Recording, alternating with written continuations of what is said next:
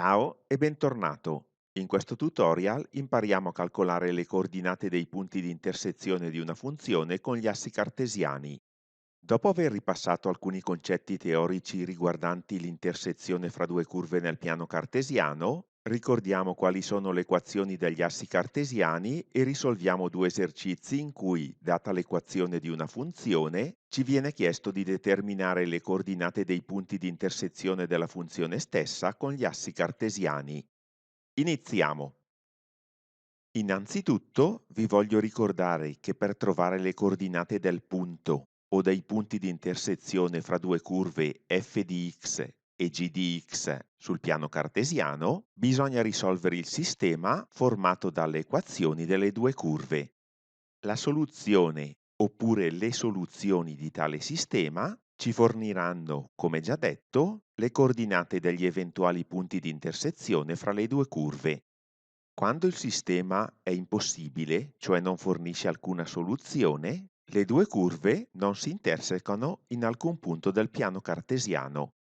Vediamo subito un esempio algebrico. Dobbiamo trovare le coordinate del punto di intersezione fra le due rette R di equazione y uguale a un terzo x più 2 e S di equazione y uguale a meno x più 10. Rappresentando le due rette sul piano cartesiano, è già possibile individuare le coordinate del punto di intersezione, che risulta essere il punto P di coordinate più 6 più 4. Però non sempre siamo così fortunati, poiché le coordinate del punto P potrebbero essere non intere e quindi di difficile lettura sul piano cartesiano. Dobbiamo dunque risolvere, come già detto, il sistema formato dalle equazioni delle due rette. Il metodo di risoluzione preferibile in questo caso è quello del confronto, che ci fornisce come risultato x uguale a 6 e y uguale a 4, cioè le coordinate del punto P già individuato nel grafico. Vedremo ora che per individuare le coordinate dei punti di intersezione di una funzione con gli assi cartesiani si opera allo stesso modo. Innanzitutto, quando vogliamo impostare il sistema per poter determinare le coordinate dei punti di intersezione fra la funzione e gli assi cartesiani, abbiamo già a disposizione l'equazione della funzione. Dobbiamo dunque ricordarci quali sono le equazioni degli assi cartesiani. Iniziamo dall'asse y. L'asse y è una retta verticale e dunque ha un'equazione del tipo x uguale a k, dove k è un numero reale. In questi esempi ho tracciato alcune rette verticali. La retta in blu, che passa per il punto di ascissa 4, ha equazione x uguale a 4. Procedendo verso sinistra, la retta in verde ha equazione x uguale a 2, poiché interseca l'asse delle ascisse nel punto di ascissa 2. E dunque, procedendo ancora più a sinistra, possiamo dedurre l'equazione dell'asse y, che è la retta verticale di equazione x uguale a 0, come riportato qui in alto. Seguendo lo stesso ragionamento, possiamo ora dedurre l'equazione dell'asse x, che è la retta orizzontale di equazione y uguale a 0, come riportato qui in alto. Per quanto detto, possiamo dunque affermare che le coordinate dell'eventuale punto di intersezione di una funzione con l'asse y si ottengono risolvendo il sistema formato dall'equazione della funzione assegnata e dall'equazione della retta x uguale a 0, che è l'equazione dell'asse y. Questo sistema, come vedremo, è sempre abbastanza semplice da risolvere, poiché ammette al massimo una sola soluzione, oppure quando la funzione non interseca l'asse y è un sistema impossibile. Allo stesso modo, possiamo affermare che le coordinate degli eventuali punti di intersezione di una funzione con l'asse x si ottengono risolvendo il sistema formato dall'equazione della funzione stessa e dalla retta di equazione y uguale a 0, che è l'equazione dell'asse x. Questo sistema è sempre un po' più complesso da risolvere, poiché potrebbe fornire anche molti punti di intersezione, addirittura infiniti, con l'asse x, ma questo si verifica soprattutto con le funzioni periodiche. Anche in questo caso, quando il sistema risulta essere impossibile, la funzione non ha intersezioni con l'asse x. Risolviamo ora un primo esercizio.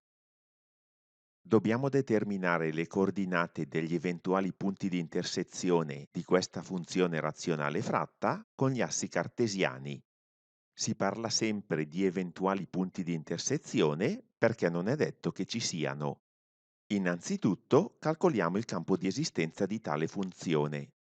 Siccome la funzione è razionale fratta, dobbiamo porre il suo denominatore diverso da 0 e risolvendo troviamo che x deve essere diverso da 2 e da meno 1.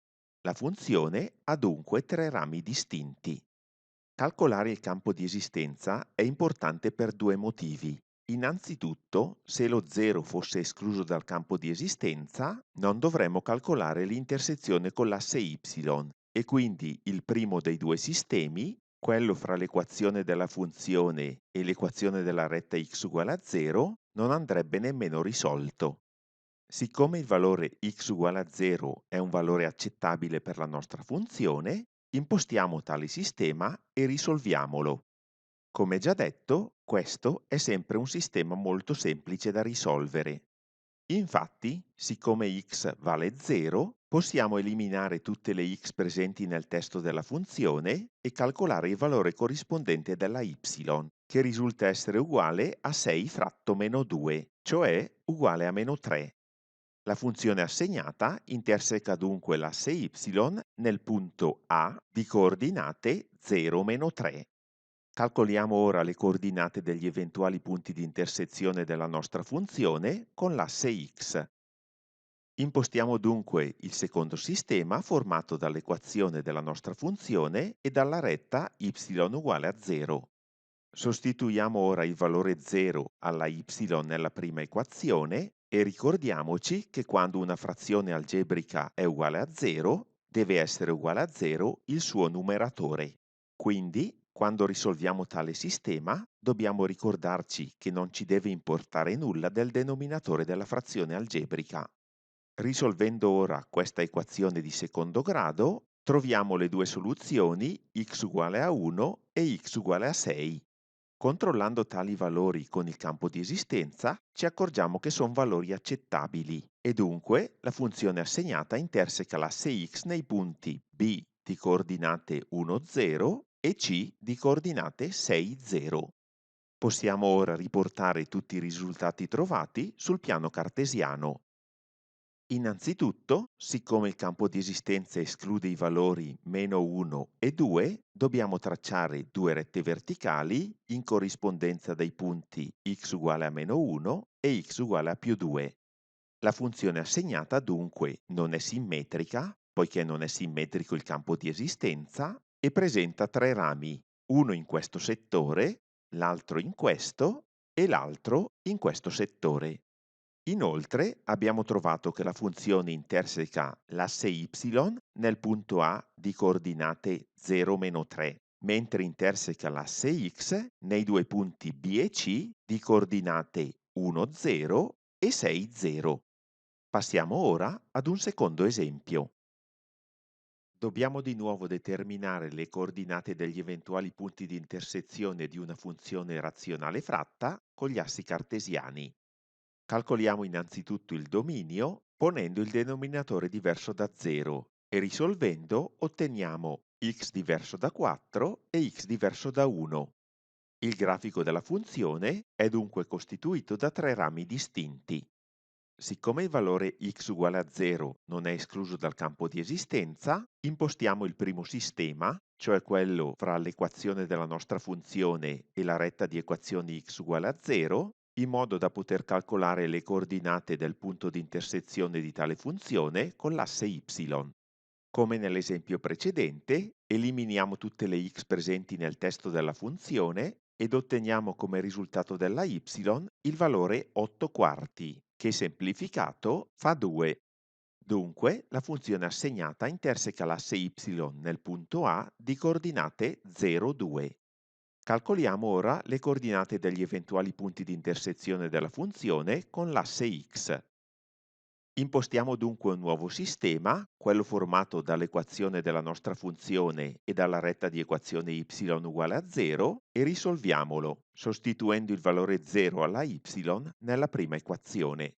Imponiamo ora, come già fatto in precedenza, il numeratore uguale a 0 e dopo aver risolto l'equazione di secondo grado così trovata, otteniamo le due soluzioni x uguale a 1 e x uguale a 8.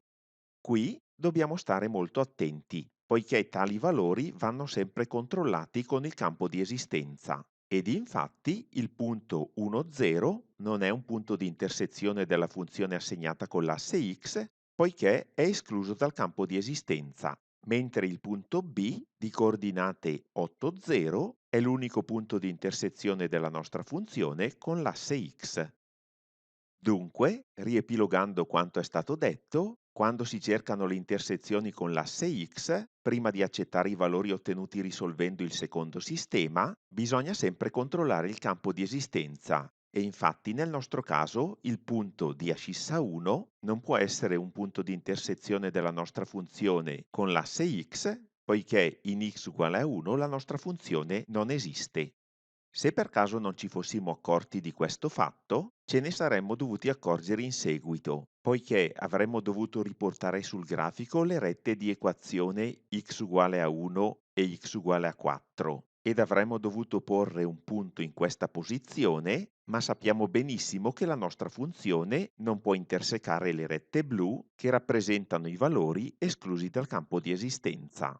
Dopo aver tracciato le due rette blu ed aver notato che il grafico non è simmetrico, non dobbiamo far altro che posizionare i due punti A di coordinate 0, 2 e B di coordinate 8, 0 sul piano cartesiano.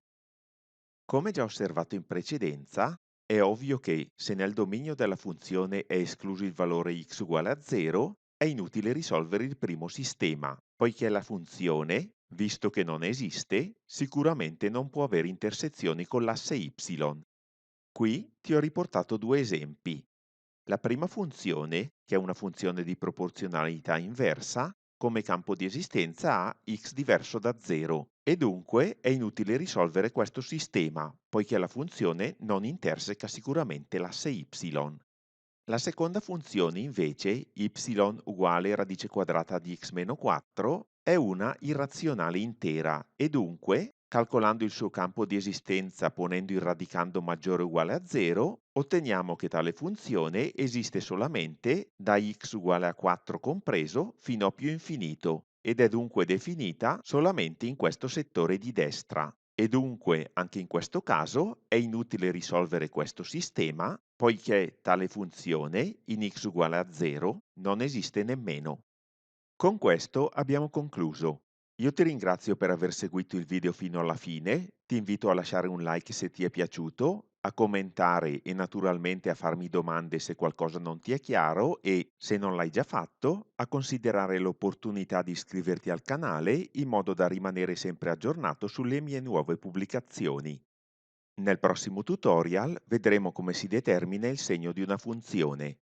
Questo ci permetterà di capire quando il grafico di una funzione si trova al di sopra oppure al di sotto rispetto all'asse x delle ascisse. Vi aspetto! Ciao!